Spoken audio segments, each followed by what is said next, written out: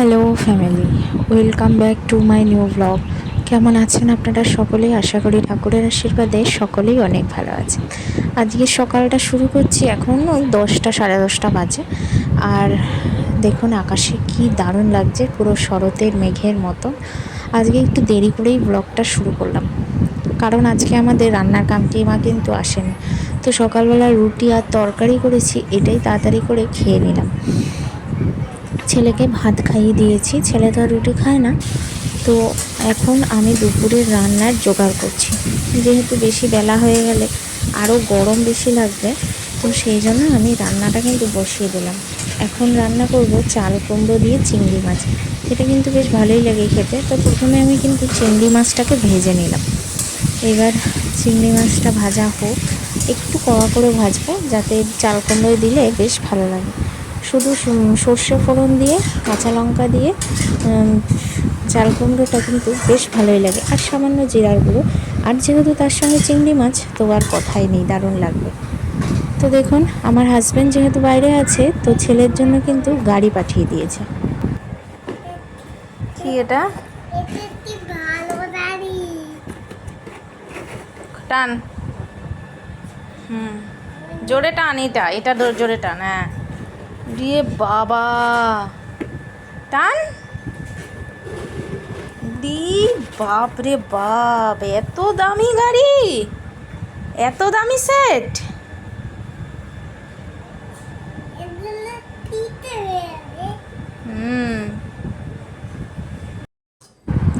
চাল কুমড়ো প্রচুর জল ছেড়েছে, রান্না করতে অনেকটা সময় লেগে যায়। তো অতক্ষণে আমার রান্না হলেও চাল কুমড়ো চিংড়ি মাছ দিয়ে আর মসুরির ডাল আর এই যে বরবটি আলু ভাজা ডিম দিয়ে, এটা কিন্তু আমি সকালেই বানিয়েছিলাম, ওটা শেষই হয়ে গেছে প্রায়। এখন আর মাছটা রান্না করব। এই যে আর মাছ নিয়ে এসছে, তো প্রথমে আগে আর মাছটা ভাজবো, একটু কড়া করে ভাজতে হবে। আর তেলটা কিন্তু খুব গরম করতে হবে, যেহেতু নরম মাছ, নয়তো কিন্তু কড়াইতে একদম লেগে যাবে।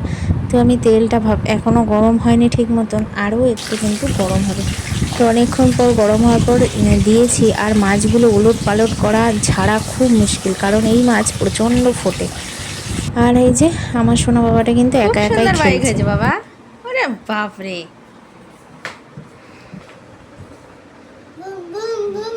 Boom boom boom.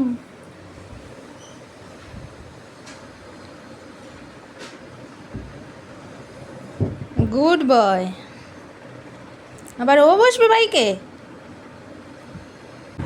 তো এই যে রান্না বান্না হয়ে গেল আলু দিয়ে আর মাছের ঝাল, খুব ভালোই লাগে খেতে। আর মাছটাও কিন্তু বেশটাই ভালো ছিল। তো আমার কিন্তু স্নান দান সব কমপ্লিট হয়েছে, পুজোও হয়ে গেছে, আর ওইগুলো আর দেখালাম না। তো এখন আমি ছেলেকে আগে খাইয়ে দেবো। ছেলের জন্য মাছ, ঝোল ঠোল সব বেড়ে নিলাম। আর এই যে এখন খাওয়াতে এসে দেখি ছেলে বিছানা একদম নোংরা করে ফেলেছে। তো আগে ভাবলাম বিছানাটা তুলে আগে পরিষ্কার করি, নয়তো মানে খাওয়া দাওয়া হয়ে গেলে আমার এগুলো একদম ভালো লাগে না। তো এই যে আমি বিছানাটা পরিষ্কার করে নিলাম। মানে এত নোংরা করে জিনিস, কি বলবো, আর বলার কিছু নেই। তো যাই হোক, বাচ্চা মানুষ, এগুলো তো করবেই, এগুলো তো করতে দিতেই হবে না, সারাদিন বাড়িতে থাকে, কি আর করবে। তো যাই হোক, আমি এই বিছানার পত্র সব তুলে নিলাম। এরপর ছেলেকে কিন্তু আমি খাইয়েও দিলাম। দুপুরের খাওয়া দাওয়ার পর আমি যে কাঁঠালটা আমাদের বাড়ির থেকে এনেছিলাম, সেটা কিন্তু বেশ পেকেও গেছে। তো এখানে কাঁঠাল ভাঙা হচ্ছে। আর কাঁঠাল খেতে আমার কিন্তু ভালো লাগে না, ওই জাস্ট 1 পিস কি 2 পিস, তাও যদি রসালো কাঁঠাল হয় তবেই। তো আমার হাজব্যান্ডেরও কিন্তু রসালো কাঁঠালই পছন্দ, সেই জন্য অনেক কষ্ট করে হলেও আমি বয়ে কিন্তু নিয়ে এসেছি কাঁঠালটা। তো এখানে কাঁঠাল ছোড়া হচ্ছে। আর কাঁঠালের কিন্তু কোয়াগুলো বেশ বড় বড়, আর এত মিষ্টি ছিল কাঁঠালটা, মানে কি বলবো, বলার মতন না, এত মিষ্টি ছিল। এই যে খাওয়া দাওয়ার পর আমি একটু কাঁঠাল নিয়ে বসলাম, ছেলেকে ভাবলাম একটু রস করে দিই, যে রসটা অন্তত যদি ও মুখে একটু দিয়ে দেখে। মানে কি বলবো, একটা ফোঁটা আমি ওর মুখে ছোঁয়াতে পারলাম না, এক বিন্দু যদি ও মুখে দিত, মানে তাও আমি মনকে বুঝিয়ে দিতাম যে না, ও একটু খেয়েছে। কিছুতেই খাবে না, তো খাবেই না, যেটা ও না বলবে তো নাই, সেটা আর কেউ করাতে পারবে না ওকে দিয়ে। ওর হচ্ছে এটাই সমস্যা। তো যাই হোক, আনন্দ ডেয়ারি মিল্ক পেয়ে হাত এরপর দেখলে তো ফ্রিজে নাচিস একটা না? ডেয়ারি মিল্ক ছিল, ও সেইটা নাচিস? দেখে শুরু করেছে বায়না। হ্যাঁ আমি চকলেট দেখলে নাচি। আচ্ছা 2 পিস দেবো শুধু, ঠিক আছে? হ্যাঁ, বায়না করবে না তো? না দুটো দেবে। প্রমিস? হ্যাঁ, প্রমিস করো। প্রমিস। প্রমিস তো? হ্যাঁ, ঠিক আছে, 2টোর বেশি দিয়ে দিয়েছি, এখন চুপ করে খাও। ওরম মুচকি ঝুঁকি দেখার কি আছে, এইটুকুই তোমার জন্য রাস্ট। তো দুপুরে একটু শুয়েছিলাম, এখন চলে আসলাম ছাদে বিকালবেলা। আকাশটা কি দারুণ লাগছে, ছেলেকে নিয়ে একটু ছাদে হাঁটাহাঁটি করি। হ্যাঁ লাল লাল করে আছে।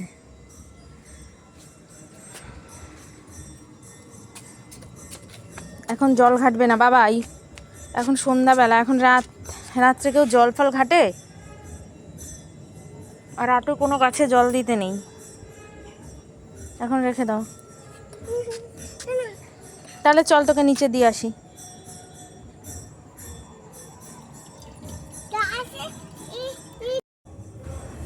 তো এখন আমি তুলসী মঞ্চে দিয়ে দিলাম প্রদীপ, সন্ধ্যা আরতি করে নিলাম।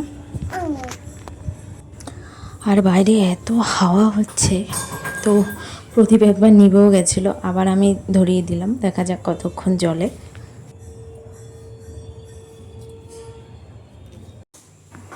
তো এখন আমি নিচে এসে ভাত তরকারি সব গরম করছি, আর তার সঙ্গে ছেলের দুধও গরম করব, ছেলেকে দুধ দেব। তো আগে ভাত তরকারিটা গরম করি, যে হারে গরম পড়েছে।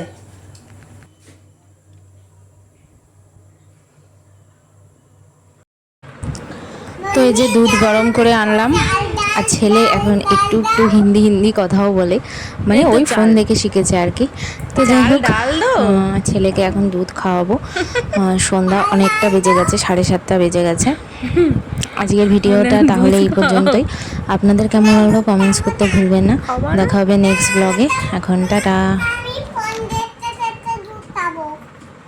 তুমি তো চাল রান্না করছো, আমি তো ফোন দেখে দুধ। চালটা কি সিদ্ধ হয়েছে? না, এখনো হয়নি?